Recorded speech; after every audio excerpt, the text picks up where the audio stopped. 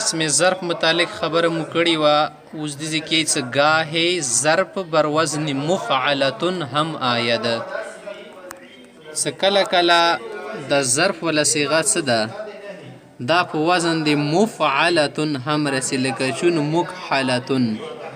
مکحلتون چې شتل شي سرمدانی، سرمدانی سرما غتل شي کنه تورو تل شي رنجه دانی منه غوله کومه بزینا ده صحیح ده مکحلتون وتل شي. و بعض اوزان ظرف زنه وزنونه د ظرف از غیر مکسور العین آیا د سدی غیر مکسور العین بوی کنه، یعنی مکسور العین به نوی کنه غنان دی وزن ونی رسیانور وزن ونی چون مسجدون سجدا یسجدو ده کنه په کور د مسجد ویل شي مسجد خدای هغه په ځل شي مسجد.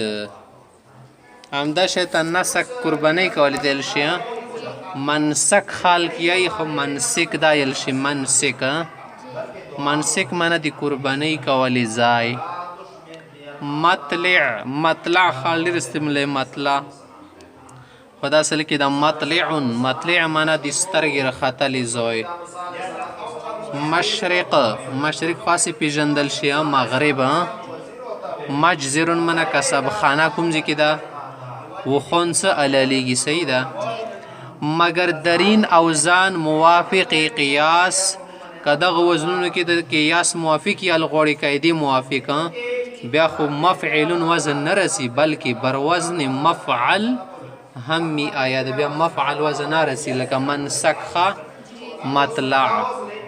اس مخت فائدہ خواهی فائدہ برای جایی کی چیزی درانجا بکسرت دویو پیدا خواهی برای دی دو پار دا جایی کی آغا زوی جایی کی منه آغا زوی چیزی کی در آنجا سشیون پا آغا زوی کی بکسرت باشد سر دیر ورکیوی آغا زی کی با وزن مفعلتون آیا داغا دا پار مفعلتون وزن استعمالی کی صحیح ده.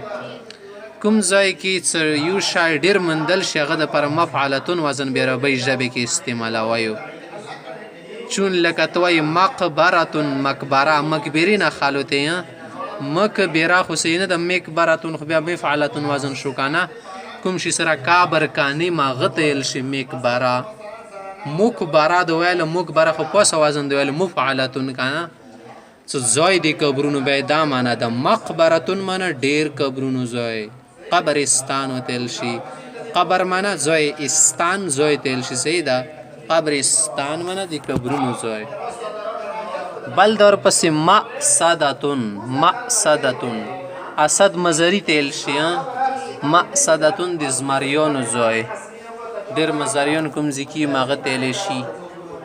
و وزن فعال او د فعال وزن چې کم ده برای چیزی که دو اغه شي د پاره استعمالیږي با وقت غسل بفتد د وینځل ټیم کې کوم شی غورځي ښه کنه غسل نه ده ښه کنه غسل خو غسل کولی دل شي غسل منه وینځل با وقت غسل یا غسل وای به منه د غسل ټیم کې کوم یو بسړی نه ستال شلون دی بدن نه یا چې شاوینځي هغه ټیم کې د کومې و بسړی نه غورځي چو هغه ته شینل شي فعال وزنل شي لکه چون وګورئ غسالتون غساله منه